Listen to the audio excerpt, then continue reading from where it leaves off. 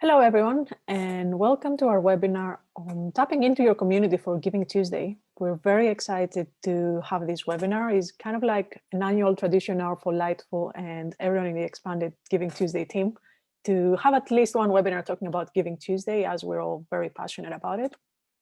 And we have a very exciting panel today. We're really happy to have with us Beth Cantor, Master Trainer, author, virtual facilitator, and also Lightful Senior Advisor. Hello, Beth. And hello. Good to have you. And we're also having with us Kat Murphy-Toms from the Giving Tuesday team. She's the Director of Digital Strategy. Hello, Kat. Hello. And also with us is Lorraine Lewis, the co-founder and CEO of the Lewis Foundation. Hello, Lorraine. Really good to have you with us. And my name is Teresa Lita. I'm doing marketing for Lightful, and I'm also running the Reclaim Social campaign. Speaking of Lightful, which is our host today, Lightful is a technology company for social good. We have a free social media platform for nonprofits, and we're also running digital capacity building and offering product solutions. So feel free to introduce yourselves at the chat, ask us any questions, and of course, we'll be happy to answer as many questions today. In terms of the agenda, we're going to talk about making the most of your network when it comes to Giving Tuesday, or in general, if you're planning any campaigns right now, and mentioning how to build your community online and how to reach influencers to expand your network. And then looking at more practical ways, how can you create your own resources, your own draft posts and toolkits. And of course, looking at Giving Tuesday, there are more ideas and resources and also the messaging that you can use planning for the 1st of December. And there will also be time in the end for Q&A, so feel free to use either the chat or the Q&A function. And the first speaker for today is Beth Cantor, and it's time to hear on how to make the most of your networks. And that's for you, Beth.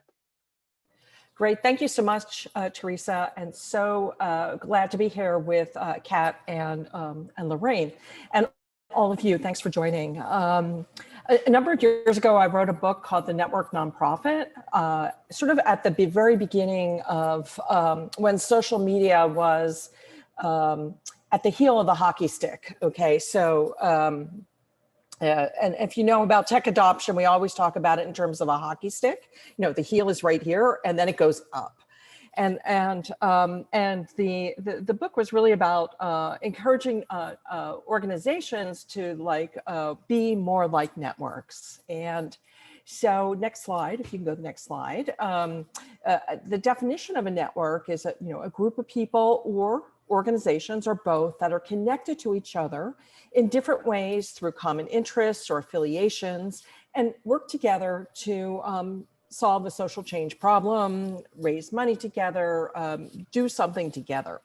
So in generations past, people usually had smaller, just face-to-face. Remember when we didn't have the internet? Maybe some of you don't. These tighter kind of social networks that were made up of friends and families. And whether we were in the rural village or urban areas, it was the small number of people in their network, close friends, neighbors, family, community groups, churches, and the like. And this constituted a safety net and support system for individuals. And the new world that we've been in for the last 10 to 12 years, since the arrival of online social networks through the internet, is really oriented around these looser, more fragmented networks that provide many benefits to nonprofits, including the ability to make connections and engage new supporters who are passionate about your program, but you don't know them. And they're literally distributed around the world. So you can go to the next slide. And this continues. This change from kind of smaller safety net type of network to the broader personal online networks have been powerfully advanced by online platforms that are using network principles, sort of friend of a friend of a friend, to help you expand your network and also fundraise together. And so it's unleashed a new field. It's been called different things: crowdfunding, person-to-person funding. I like to call it microfunding these days, where there's a large pool of people who are donating, and this has vast reach beyond just the dollar amounts. And so the pandemic has seen a swift rise in new designs for micro donations built into different platforms like TikTok, or Instagram adding its click to donate buttons. And also, as you can see in the screen capture there, Instagram has recently added a live donation feature that enables an individual user to create their own kind of live stream fundraiser, almost like a small scale telethon. That's what I had when I was growing up. We had, you'd call in and you would you make donations, through national TV. But here, any user can host a telethon and raise money for your nonprofit. So if you go to the next slide, I was looking at TikTok, and there was a hashtag called fundraiser with about over 25 million views of videos. And of course, TikTok is the newest, hottest video platform of makers. And I don't know how many people are on it, but I was just looking at there to see, like, okay, what kind of fundraising is going on? And I found video after video of these sort of grassroots fundraisers, again, consisting of people making micro donations to small causes. This particular example is from an artist who has, a decent following on TikTok, not a super uber influencer, but over 58,000 followers. And she was doing a raffle fundraiser, raffling off raffle tickets for $5 each for her artwork. And it was to raise emergency housing fund for a Black non-binary student at a college that was being harassed and needed to find off-campus housing, and within a few hours was able to raise a couple $1,000s. And just imagine if you had many supporters being able to do that, on different networks, including TikTok. And and TikTok has actually integrated now some features to facilitate fundraisers. I believe they've added some fundraising stickers. So the sort of micro donations through leveraging your networks is here to stay. But more importantly, if you go to the next slide, your network or your organization's network is your organization's net worth. That's what I like to say. And this research comes from GoFundMe. And they found that $15 is the average amount brought in from just one social share of a social fundraising campaign. So let's say that you have, I'll just make it easy, 100 people that share the link to your campaign, that could bring in $1,500. Not because each of those people, because each of those people might have a few people that donate, and that is like the network effect. Also, 50% of a charity's online donation volume, 50% of the donations for a campaign is the direct result of social sharing from donor and supporter shares. So micro donations end up building community engagement with people who give, and collectively they're a force. So, so we can go to the next slide. So one way to think about it, and this is the way I've been thinking about this for 12, 15 years, is that you need to leverage networks both from the inside and outside.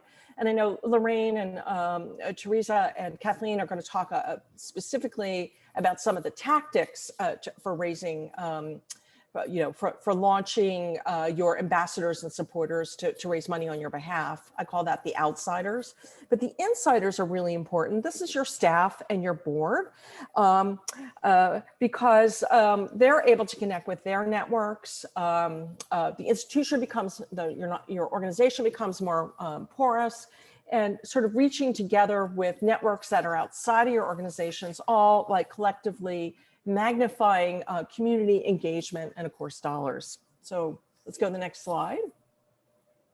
Okay, so we always talk about like network structures always have a core, and it's important to have a strong core. And the core are people who know each other pretty well, are highly connected, and are enthusiastic and passionate about your organization. And I believe that core starts with your board and staff, because after all, they believe in your organization. Why would they, donate and volunteer their time to be a board member? And why would somebody work for an organization, a nonprofit? It's mostly because they're passionate about the mission.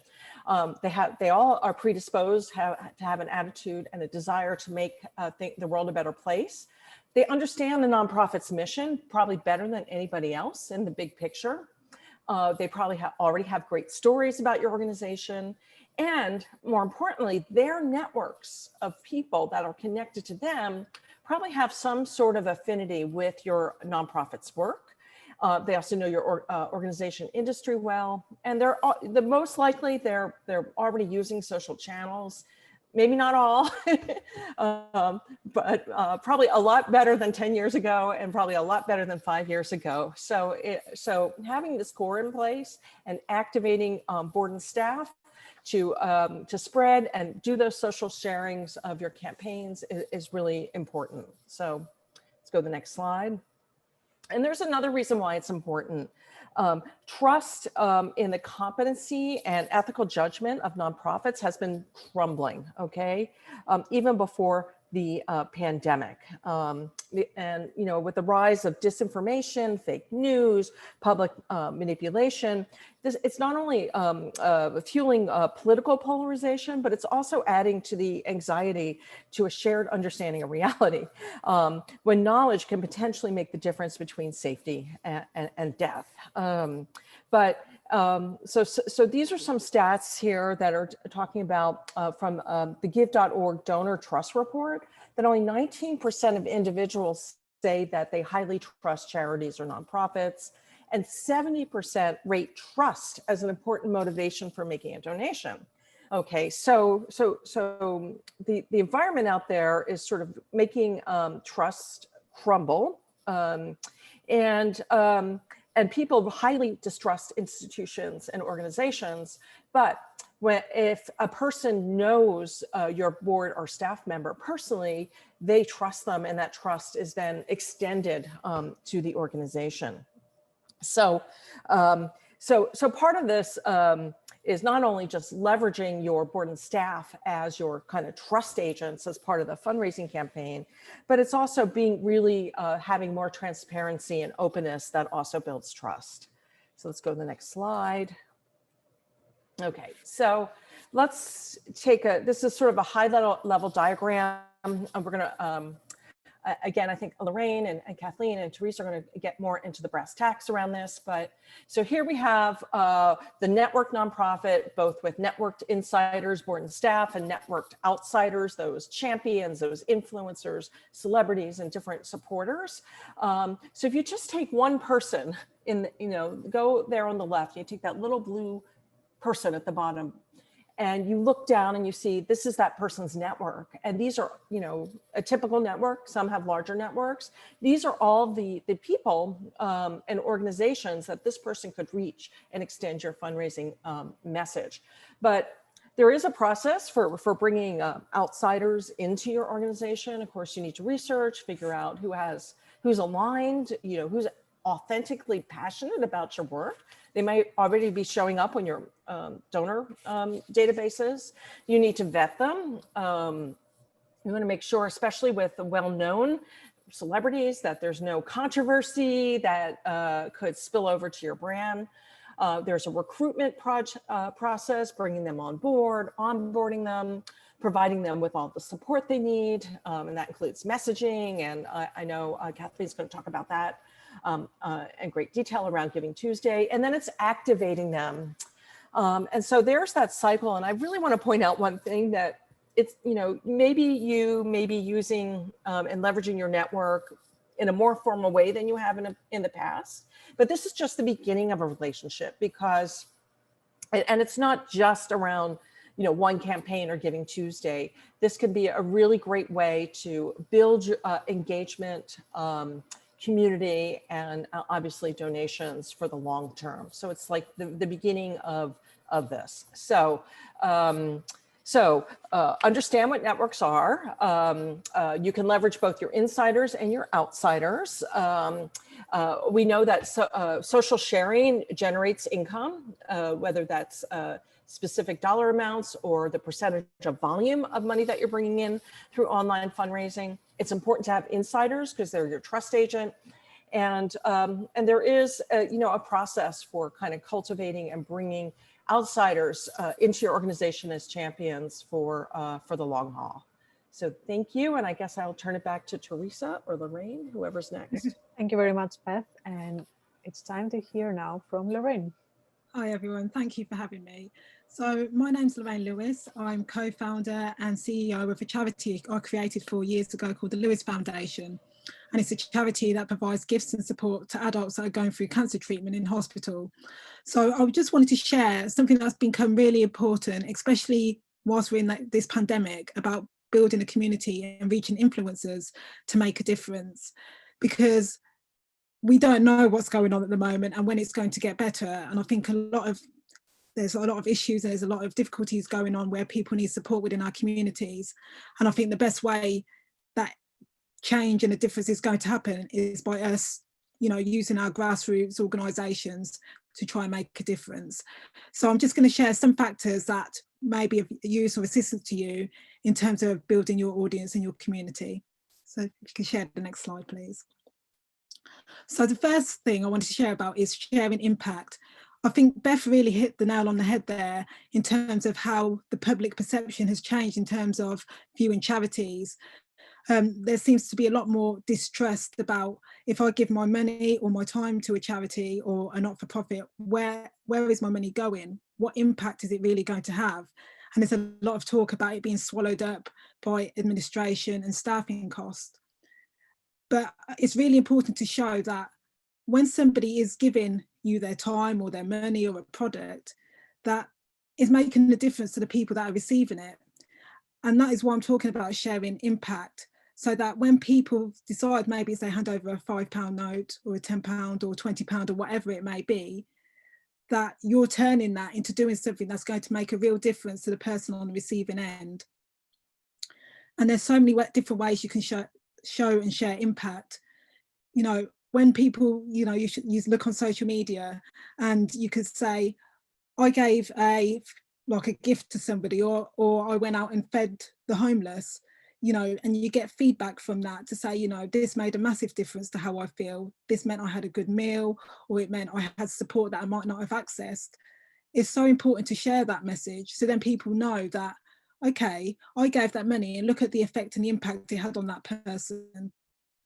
Also share pictures and videos. I mean, it may be that there's certain, depending on what work we're doing, it's not possible to share a particular photo or a video of somebody who's the recipient. Take, for example, the work I do with cancer patients. I wouldn't go into a hospital setting and start filming, but think outside the box. Well, what else can I do to share an impact? Well, you can show you and your volunteers preparing to make a difference. You can share as you arrive or afterwards, like, look, we did this, maybe to speak about what you did, or, when I gave this gift, or when I gave, this level of support, this person told me how it made me feel. It may be that when you start out, because we all start from scratch, it might be a new idea or a new project. You think, well, I've got nothing to show. We all have personal experiences, like we're all doing what we're doing for a reason. It may be we've been through something, our family or friend or a colleague has been through something, but there's something that touches us enough that we want to make a difference in the life of others. So sometimes it's just simply the power of using your voice. If you've got nothing else, use your voice and share your message, because people like authenticity. I can't get my words out. You to be authentic. They like to be you, and when people see that you're your true self, people get to like, know and trust you, and that builds support outside your audience too. If you could, share the next slide. One thing that's become really apparent is the power of video. And we've seen the rise in video with Instagram TV, Instagram Reels are really taking off. And as Beth said, use of TikTok, which is just blown up. The power of video is so important in that, especially during these times where we have to social distance, you can then use it as a way to bring people into your world so they can actually see what you're doing. They can hear it, it can be real time. And that can be often more powerful than just seeing written text or a photo. People can actually get to know you, what you're about, what your volunteers are about, what your organisation's about. And I think we've moved away now from the fact where it has to be just professional productions. Like in the past, you wouldn't put a video up unless you had somebody in that did a professional video and you spent thousands of pounds to do it. The magic of these days is that we have it in the palm of our hands. We have our mobile phones. You know, we can just go out there and start recording. We don't have to have fancy lighting or fancy equipment. As Barry, what we need to do to get our message out there in the world, we can use what we have and just be ourselves and just share and show up. And I know a lot of times people are like, it's scary doing video. And I totally get that, because I've only just started doing video, especially during the pandemic, when it was realization was that, look, the only way we're going to be now able to connect with our audience and try and grow it beyond the circles we have is to now get out there and start sharing. So often it's a case of, you know, just practice and to build your confidence.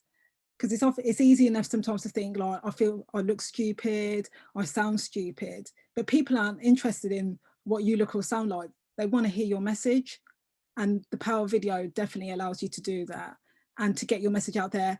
It has such a wide reach, way beyond, especially now, just traditional photos that I'm posting on social media. Next slide. Thank you. This is really important about engaging with your audience. Someone's taken the time to follow the work you do. They've taken the time to show an interest in you. So I know we're all busy, but we still need to make time to engage with the people who have taken the time to want to follow and get to know us. And if someone's taken the time to, you know, you've shared your work and they've left a comment, and I think it's really important that we don't just like it or just leave an emoji. Leave like a sentence or a message so they can actually think, oh, that person's actually interested in me. They're actually, you know, they care what I'm saying. And it, you know, builds a relationship and a rapport. And I think it's really important that we take the time to do that and just start to engage with our audience, because this is where relationships start to build up. Take the time to get to know your audience as well. So somebody might like or comment on your photo, but what about taking the time back to maybe have a look at what they do? Because obviously there's something that you do that's connected with them. It might be just something simple as like, oh, well, I really liked your photo, I really liked something you did, or just simply share a story. It could be that for a week, you pick maybe 1 or 2 a day. So you think over a course of a week, how many people you've connected with. I just think it's really important to start to develop and build those relationships and engagements, because that's when you get your audience then to starts to share it with other people as well. It's really, I mean, if somebody, you know, you put something up and then nobody really likes or engages with it or responds to what you're doing, sometimes it can be like, oh, that's, or maybe they didn't like it, or that's a bit weird. So that's why I think it's really important to start to build those relationships and engage with the audiences that you have. Next slide, please. I think it's really important, especially during these days where funding is tight, money is tight, the way to engage and grow and build your community and your connections is to look at what businesses and influencers that I could possibly work with. And it's really important to find people that align with your actual values and missions, rather than just picking people out the air because, you know, they might have a lot of followers, or, you know, everybody likes them. It's about, it has to be a match, because when there's that alignment, that is where the real magic happens.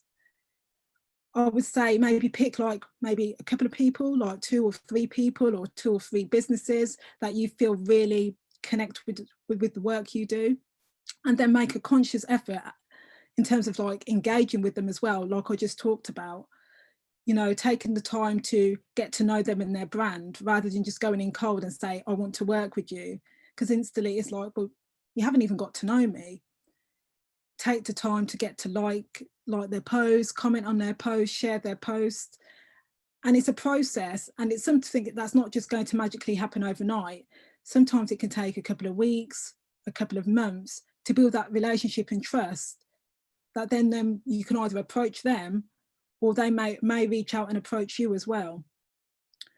I mean, I had a recent example where there was a company on Instagram that we really wanted to work with called Beauty Banks, which they're a grassroots organisation, and they work with organisations and charities around the country. And I was just, you know, as an organisation, we just really liked the work they do. It aligned with what we were doing, which was trying to help people alleviate poverty. And I wanted to work with them, but I knew it was going to be a slow process. And it took about 5 months before they actually engaged with us in terms of that we were liking their posts, sharing their posts, commenting on it. And then one day they followed us back, and then they sent us a message and say, look, we've noticed that you're following our work, thank you for commenting and sharing. How about we do something together? And so we have. But then once that happens, it's really important then to keep that engagement going and building up a relationship, so that you can then, build up a organisation like development between the two of you. But also, if you think about it, once you align with their work, they're getting your name out into their whole wide community as well, to an audience that you may never have even had a chance to be before. So it's definitely a process. So take the time to maybe pick a handful of people so then you can work on it properly. Next slide, please. A really easy way to get content to build your audience is through user-generated content. So it's really powerful when somebody who's been on the receiving end of your work has taken the time to share a message about the impact it has. And sometimes it might be that you need to make it clear to the people that you support, look, there's our social media channels, feel free to tag us, feel free to comment, share a picture, leave a message, and they can get then your message out to their audiences and their communities. So people that may not have heard of you can then also get to think, oh, that was that organisation that helped my friend, or they helped my family and I saw what they did. It can be, you have to sometimes, I know sometimes we feel like we're waiting for people to come to us, but sometimes you need to make it specific and clear to people that this is something you're seeking too. So for example, let's say you're giving like care packages or something like that out within your communities, or you're doing food bank parcels, and you could put like a bit of detail about yourself, but maybe just something that says, if you feel comfortable, feel free to share this, or drop us an email or leave us a message, and then you can share the work that you do on. So it's a really powerful way, because we can all well and good say, look, this is what our organisation does, this is the work we do, it's amazing, but where it really has an impact is when you hear it from the people that were on the receiving end. And next slide, please. And the final thing I wanted to do is it's really important to share your successes and your wins. I know a lot of the time it comes across as, oh, we're bragging, we're showing off, and it really isn't. It's so powerful in that it shows that there's people that thinks the works that you do is credible. So whether it is you've been featured in your local paper, or in the radio, or you won an award, let people know that, because that's when people start to trust you, because they're thinking, well, if these people trust the work they're doing, they're letting them come onto their platforms and share it, then what they're doing must be a good job.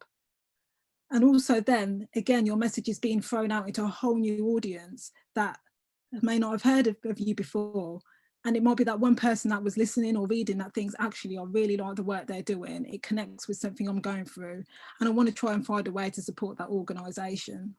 So definitely be proud of what you're doing, and if you're doing, which we all do, a good job, definitely share about it on your social media so people can hear about it.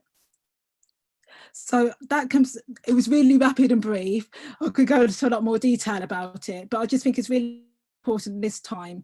We all want to make a difference, and we can make a difference. Be confident, just be yourself, because that's what matters. People are going to trust, they like and trust. People, like they say with businesses, people buy from people. It's the same with charities. It's like, once you build that connection with people by just being yourself and just showing you're just trying to do a good thing, people will support you and you will grow your audience. But there's my details. Please feel free to follow me, drop me a message, ask me any questions. I'll be more than happy to do so. Thank you for listening, guys. Thanks so much, Lorraine. So many great tips. And now it's time to be even more practical, as we're talking about community building and community outreach. So how can we make sure that our supporters and everyone who wants to really be part of our campaign, they find everything they want and they literally save time when they want to do so? So when we're talking about sharing resources, it can really be anything. What usually we mean the visual assets you're creating for email, for social, for your website, or you can use existing resources that you can find on Giving Tuesday. So you can play around and make them fit to your brand and also include the Giving Tuesday logo. Or you can also have draft posts for social media or other channels that your champions and supporters can use. Or you can have a folder that everyone can really have access from your team, and they know how to find more of your posts and your images to make sure that they share them on their own channels. Another idea is to also have one-page doc, a PDF, anything that's easier for you, that is easily to find for your team and also for your supporters and your champions, so that you have some details about your messaging, about your campaign, and what you want to talk about. And all these are really about making it easier, really, for everyone to support you. So why should you create your own resources, even if it's just a few images and some explanation around the messaging? First of all, if you create images, as you've said on the chat, many of you, Canva is a really great tool. You create images very quickly and they can be very visually appealing. So by having your own images when working around a campaign, for example, Giving Tuesday, you really stand out with your story. It's not just about the text and the impact that this, of course, can have a really big impact, but it's also about making sure that your campaign really stands out. Someone might not be really aware about your organization, but then you can also start having a visual narrative, and that can actually be very powerful.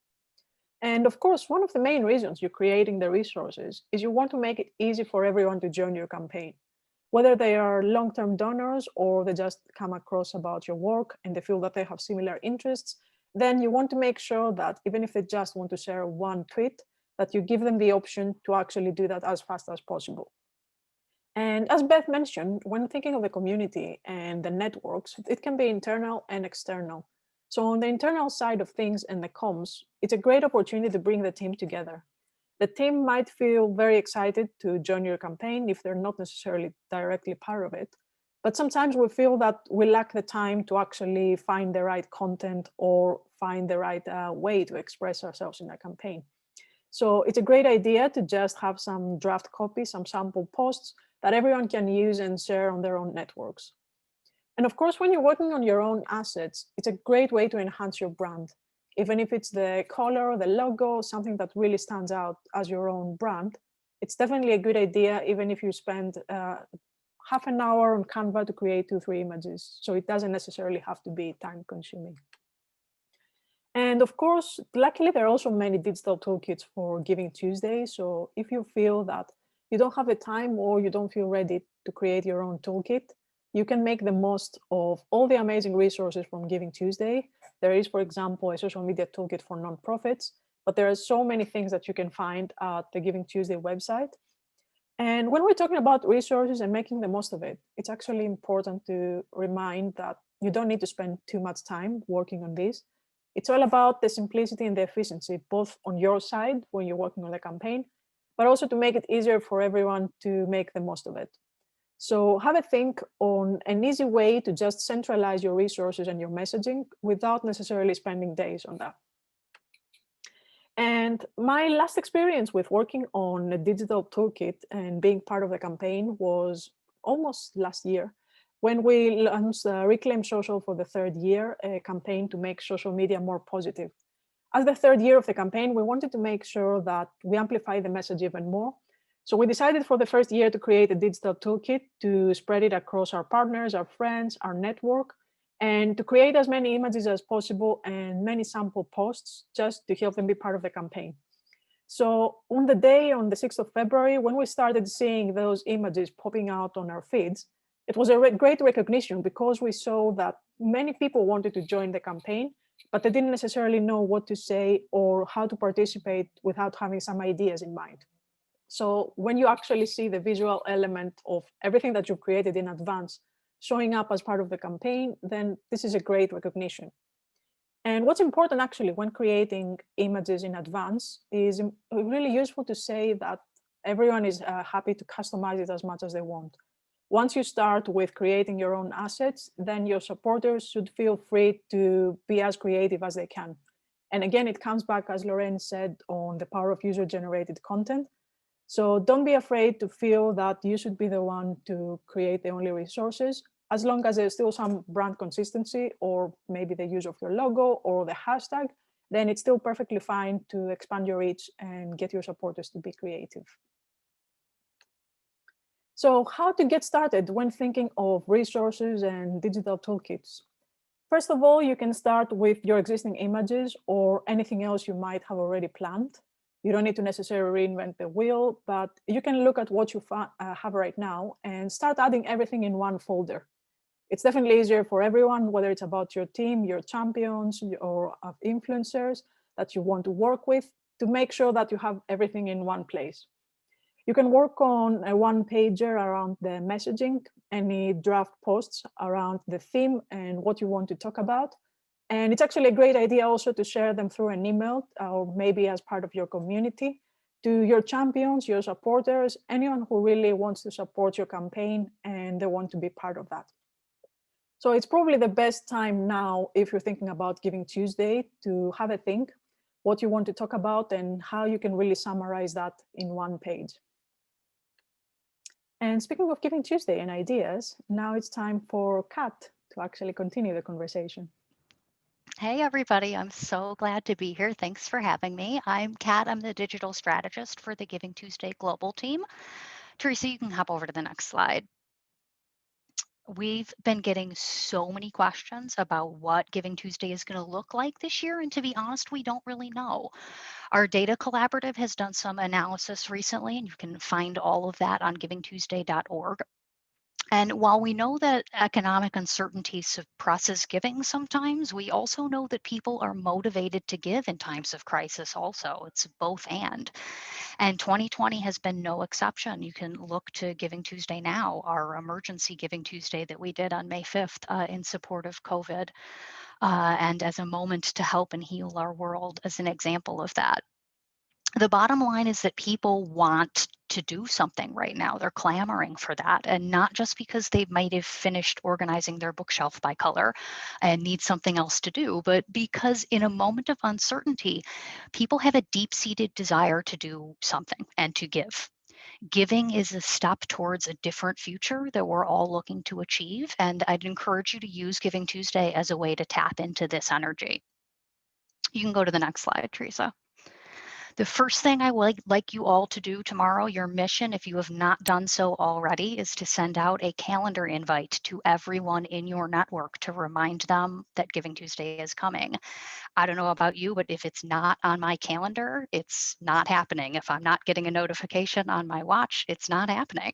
So send out an invitation to your supporters. If you're fundraising, that calendar link should include a link to your donate page, like right where you had your calendar invite link for your Zoom link this morning. Swap that out. That should be your invitation for folks to donate.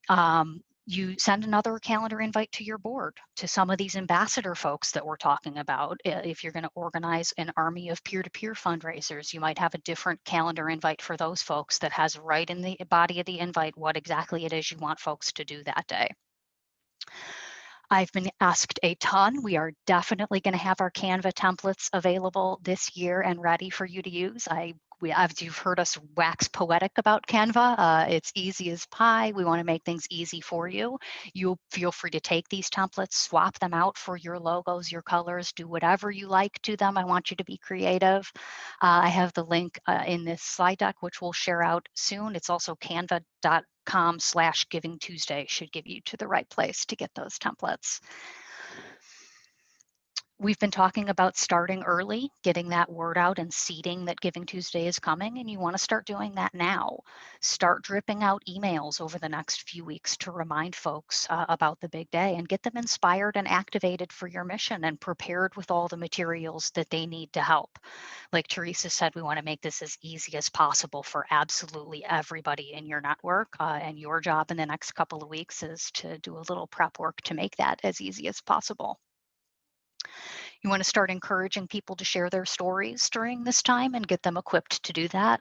Give them toolkits and guidance if they need it, but also give them creativity to share why it is that their mission matters so much to you.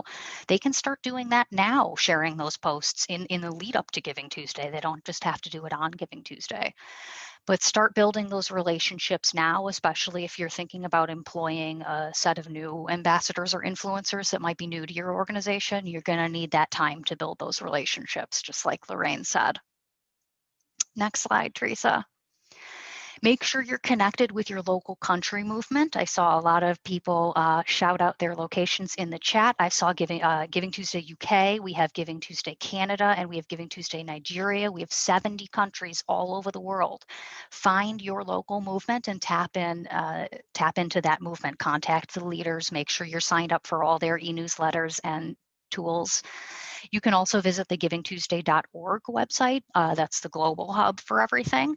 There's tons and tons of resources and toolkits there for you. We're trying to make it as easy as possible for you to have a successful campaign. You'll find a new toolkit for how to organize your own match program or a challenge grant if that's something that you want to do this year. We have a toolkit on engaging young folks if that's a goal of your campaign. I did a quick how to do a virtual event, seeing as how most things I think are going to take place on Zoom this year. So I made you a quick tech guide for how to kickstart a virtual event. The new thing that I have just launched yesterday, a new influencers toolkit. So it's going to walk through a lot of the things that we've talked to today, how to reach these influencers. And then part 2 is the part that Teresa was talking about, a toolkit that's going to make it as easy as possible for them. So you'll customize it, you'll swap out the messaging that I have in there to apply to your own organization, put in your custom Canva links, and then you can hit send on that toolkit to all of your ambassadors to make it as easy as possible for them to get the word out about your cause. I cannot wait to see all your creativity on December 1st and leading up to Giving Tuesday. Please tag us. Make sure you use the Giving Tuesday hashtag and tag Giving Tuesday so we can see all your creativity and help amplify it. I operate our social media channels, so if you have questions about anything at any time, just DM me on whatever social channel that you'd like. Can't wait to see you all on Giving Tuesday, and thanks for having me. Thanks so much, Kat. And it's actually amazing work from the Giving Tuesday team on working on so many guides and toolkits to make it as easy as possible for everyone to join. Thanks, I appreciate that. And now it's time for your questions. And I'm going to stop sharing my screen. And feel free to ask us at the chat. I'm checking now the messages. Anything around Giving Tuesday or any campaigns that you might be planning to ask any one of us? I see Sharon's found Giving Tuesday Kenya. We're in I think it's 74 countries now. I mean, we started with 2 in 2013 and we're in 74. Yeah, I remember that. Yeah, Beth remembers. It was UK and Canada were the first that came knocking on the door to say, hey, can we steal this idea? And we said, yes, please do. Here's all our logo files and go. And the remix of the logos, I always thought that was, such creativity from the network. Isn't it great? We never asked them to do that. The UK and Canada started it. They started making the Giving Tuesday logo into kind of their country flag, and it's just become the norm now. It's really cool to see. It's my favorite. Oh, there's a question from Laurie. Will May 5 be a one-time thing? I like the idea of a mid-year opportunity. I hope so. The idea that it was an emergency one-off type of thing. But that said, there are giving days that happen all throughout the year. I used to, before I joined the Giving Tuesday team, I ran my local Illinois Giving Tuesday Chicago, and we had a spring campaign also. You could please go forth and do a Giving Tuesday on some random Tuesday in May. You have our blessing.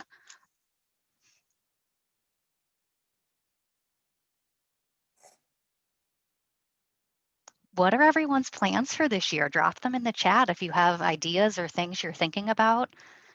I'd love to hear. And any exciting themes, anything you're working on? It's always nice to hear that. So I know, Kat, I'd love to know, while we're waiting for people to think up questions, what was the most innovative or amazing thing you saw on May 5th? I know it was the one-up. Too much. Beth, to this day, I'm still catching up on how much happened. We pulled this together in 5 weeks.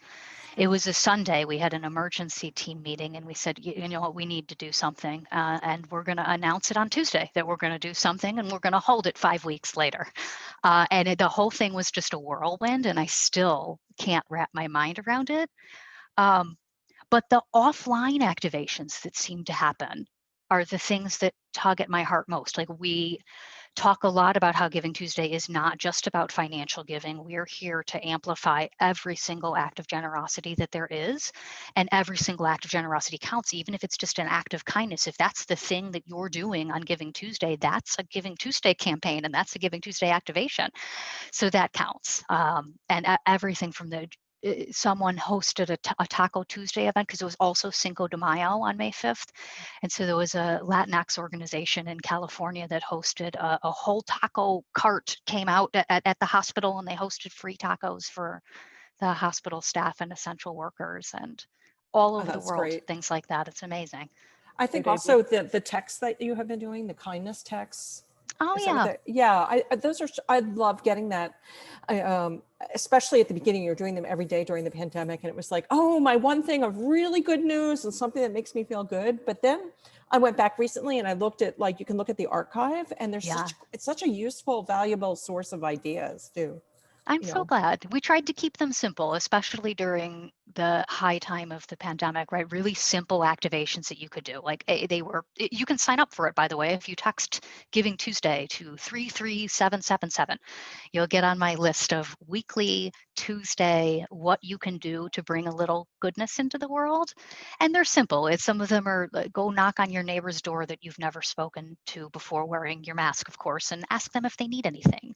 Or do you have some old books that are in you? I have 2 kids who have boatloads of books, and like, I'm going to take some of those and drop them off at the hospital later this week. Little things that can make a real big difference in our world. And Kat, can you repeat the number again to be on the text Yeah. list? Text Giving Tuesday to 33777. Perfect. 3377. 77. And Priya said, we asked lots of our corporate partners to donate a percentage of sales on Giving Tuesday or give at checkout, which works well. That's great. Jenica says, I'm trying to learn all I can about Give Butter so our board can get activated in fundraising. I don't know much about Give Butter. Me neither. I know of them, but I don't know much about them. Do I? Let me know what you find out. No, one of the most important things, to get a board involved, being on a board and having to do fundraising and having to organize different boards, is to, make it really clear that it is part of your responsibility. I'm on the NTEM board, and we have this thing called AAA. We're supposed to be advocates, ambassadors, and activators. And we actually put in writing that we will commit to raising X amount of dollars, either giving or getting others to give. And every year the board does a scholarship campaign for the nonprofit technology conference, but it's super clear because it's discussed and it's in writing, and you have a the calendar staff, invite for the day when you're supposed to do yes, it. yeah, and the staff makes it easy, gives us a lot of the messaging and makes it easy for us to fundraise. I've had a lot of nonprofits lately tell me they're organizing their board to pool a match fund, which I think is a great strategy for boards who are looking for something to do, who might otherwise write their check on December 31st. If you can ask them to do that a little bit sooner, so you can use that funding for incentive for other grassroots donors, I think it's a great strategy. And there's also research around that too, that matching leverages additional funds more than just a straight ask. So absolutely. And it doesn't even matter how much. It can be a $500 matching pool. Donors don't care as long as the incentive exists in some fashion. Then you can have a friendly competition with your board too. That always helps. Speaking of board, Lori is asking, any tips for older boards, less social, which I guess is a common challenge. I might ask an older board to do just that, pool a matching fund. They don't need to do anything online. But keep in mind, there's offline activity that happens on Giving Tuesday too. A lot of this network driving is going to happen via email. And if you can provide those board members with templates and easy things that they can copy paste, probably all the better for an older board. I remember, this is pre-COVID, of course, and a number of years ago, I was on a board and most of the people were a lot older than me and not as technically savvy. And we were doing it was the America's Giving Campaign match challenge. And we actually won, but I had to activate the board, and they were, oh, I don't know about computers. But so one board member who lived in a housing complex for people over 55, she did have a Mac, and we were able to get her on the internet. And I said, okay, so let's go around. She said, but none of my neighbors are on the internet. I said, well, let's go around with your computer and your little Wi-Fi card, and let's like talk to them about, you know, the organization and the match. And, you know, we can, and so she went and she got like 25 of her neighbors in this big building to donate like 100 apiece, that then was matched. So there's lots you can do. But I also like that idea of organizing the board around just, organize the match. And don't underestimate them being online either. They're on Facebook, I promise you. Michael says something which is also very popular. We're hopefully going to link our Giving Tuesday content to our Christmas appeal. I guess this year with the 1st of December is the perfect opportunity to do so. Yeah, we get that question a lot here in the United States. There's an end of year thing that happens very similar to the Christmas campaign. I think it's equivalent. And we would always get, well, what is the difference? Should I have a different campaign for Giving Tuesday? They're so close together. What do I do? Just link them together. Giving Tuesday is just the kickoff for your end of year campaign or for your Christmas campaign. Why make more work for yourself? Exactly. And that seems to work easier when Giving Tuesday happens in December. Just having it December, November seems to make a difference in people's psyche for some reason.